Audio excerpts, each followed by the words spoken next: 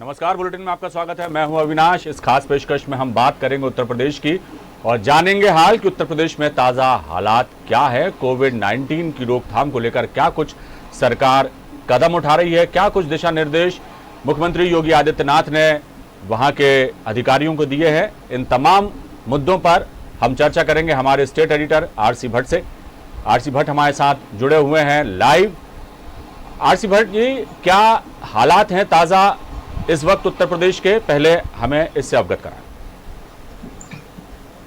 अविनाश, सभी उत्तर प्रदेश में 127 मौतें अभी हो चुकी हैं जी। कुल 2130 एक्टिव केस हैं, यानी 2130 टोटल कोविड-19 से एक्टिव केस इस समय उत्तर प्रदेश में चल रहे हैं, जिनका इलाज चल रहा है। और तकरीबन 3099 केस ठीक होकर जा चुके हैं जी। ये पूरा ओवरऑल आंकड़ा है। और इसके साथ साथ जो है तकरीबन 12,000 के आसपास, 12,500 के आसपास क्वारंटाइन हैं लोग, उनको क्वारंटीन सेंटर पे रखा गया है और उनकी मॉनिटरिंग की जा रही है और उनकी जांचें की जा रही है। लगभग 6,500 जांचें जो है वो पर डे हो रही हैं। तो ये पूरा उत्तर प्रदेश का अब तक का आंकड़ा है। लेकिन आज जो सबसे महत्वपूर्ण चीज हुई है कि उत्तर प्रदेश के मुख्यमंत्री योगी आदित्यनाथ ने जब अपने टीम वाले के साथ आज बैठक की है तो उसमें कुछ जरूरी निर्णय लिया है। एक तो सबसे पहले उन्होंने सीधे निर्देश दिया है कि 1 लाख बेड इस महीने के आखिर तक बना लिए जाए। अभी तक 78,000 बेड बनाए गए हैं, यानी कि 1 लाख का टारगेट रखा है।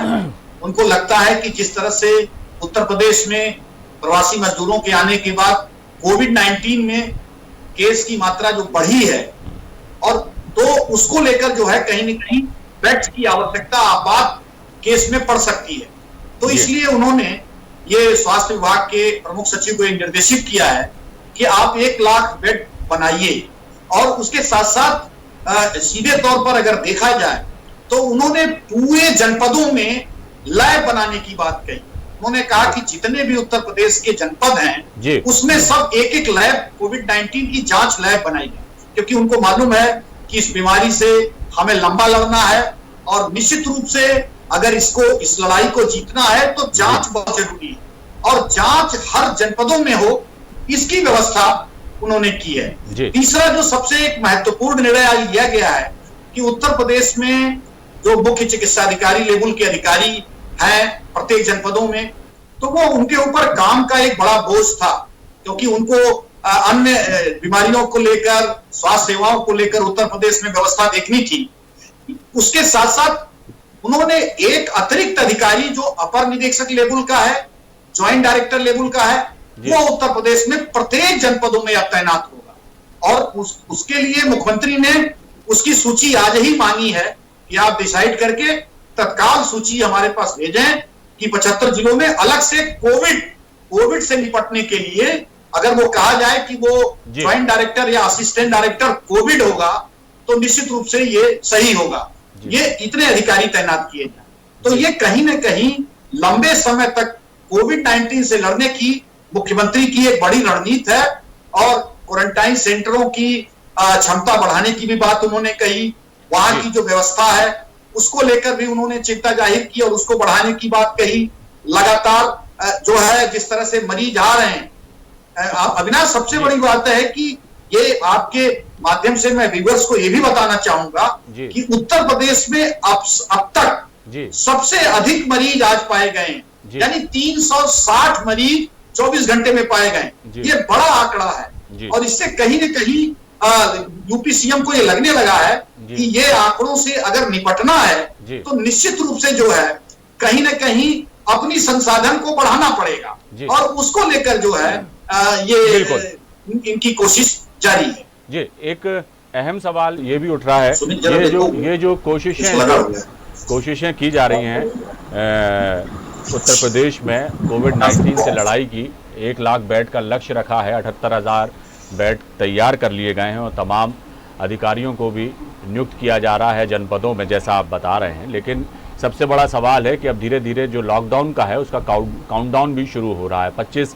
मई से घरेलू उड़ान सेवाएं भी शुरू हो जाएंगी और कई तरह की गतिविधियां खोलने के निर्देश दिए जा रहे हैं। धीरे धीरे जो है स्थितियां इन हालातों में भी सामान्य करने की कोशिश की जा रही है केंद्र सरकार द्वारा, और दिशा निर्देश लाजमी हैं कि राज्य सरकारों को भी मिलेंगे और उन्हें भी उनको फॉलो करना पड़ेगा। तो ऐसी स्थिति में अब क्या रणनीति बनाई जा रही है उत्तर प्रदेश में, क्योंकि अब घरेलू उड़ान सेवाएं भी शुरू हो जाएंगी और सैलून भी खुलेंगे।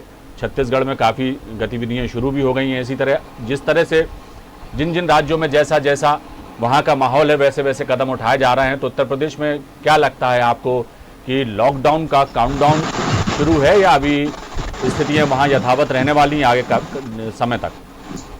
मुझे लगता है सभी काउंटडाउन तो नहीं शुरू है जी, क्योंकि 25 तारीख से एयरपोर्ट अपना काम शुरू कर देंगे और हवाई जहाज उड़ना शुरू कर देंगे।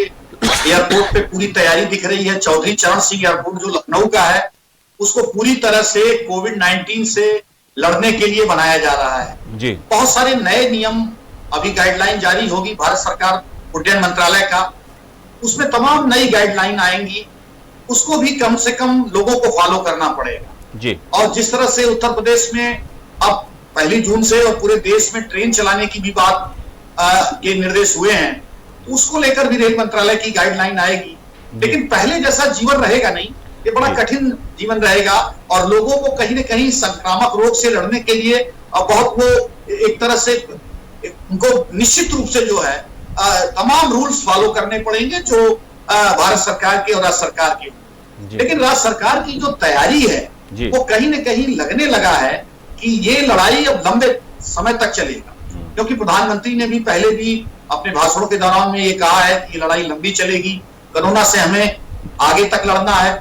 मुख्यमंत्री को भी ये लगने लगा है, तो उसकी तैयारी जो है की करनी शुरू कर दिया है जी। और उत्तर प्रदेश में जिस तरह से लॉकडाउन 4 में ढील दी गई है जी, तो उस ढील को लेकर भी उनकी ये चिंता है कि कहीं न कहीं जो संक्रामक बीमारी है वह लोगों में ना फैले और लोग उससे इफेक्टेड ना हो, इसकी भी जरूरी देखभाल सरकार को करनी है जी। अभी बसें जो रोडवेज की बसें हैं आम लोगों के लिए नहीं खोली गई हैं, शॉपिंग मॉल और तमाम चीजें अभी बंद हैं, सिनेमा हॉल। तो सरकार अभी उन जरूरी चीजों को लेकर बस केवल ये निर्देश दे रही है कि जिससे जनता को असुविधा ना हो। और मुझे 1 माह पहले मुख्यमंत्री की कही हुई बात आज भी याद है कि जब अपने मीटिंग में टीम 11 के साथ वो मुखातिब थे तो उन्होंने कहा था कि जनता को कब तक उस घरों में उनके घरों में आप बंद करके रख सकते हैं। तो ये समस्या ये है कि अब जनता को थोड़ी सी राहत जरूर मिल रही है, लेकिन अभी भी शिक्षण संस्थाएं, मॉल, सिनेमा हॉल, बहुत सारी चीजें अभी जी बिल्कुल स्वाभाविक भी है। हालात जिस तरह के पूरे देश में हैं उसमें देखते हुए अभी फिलहाल पूरी तरह से छूट मिल जाएगी या स्थितियां बिल्कुल सामान्य हो जाएंगी, बाजार खुल जाएंगे और लोगों का आना जाना पहले की तरह हो जाएगा, ये अब सब फिलवक्त तो होने वाला है नहीं। और बहुत ज़्यादा समय तक यदि जिस तरह से धीरे धीरे करके गतिविधियां शुरू भी होंगी तो भी बहुत सारी एहतियात अब बरतना होगी। ज़िंदगी अब पहले जैसी आसान नहीं है, लोगों की बहुत एहतियात से और तमाम नियमों का पालन करते हुए अब आगे बढ़ना होगा। बहुत बहुत शुक्रिया आरसी भट्ट साहब इस तमाम जानकारी के लिए। तो उत्तर प्रदेश में टीम 11 की बैठक के साथ कई दिशा निर्देश दिए हैं योगी आदित्यनाथ ने, मुख्यमंत्री ने, और अब आने वाले समय में उत्तर प्रदेश में क्या कुछ रणनीति के तहत काम होते हैं देखना दिलचस्प होगा। फिलहाल दीजिए इजाजत, बने रहिए हमारे साथ।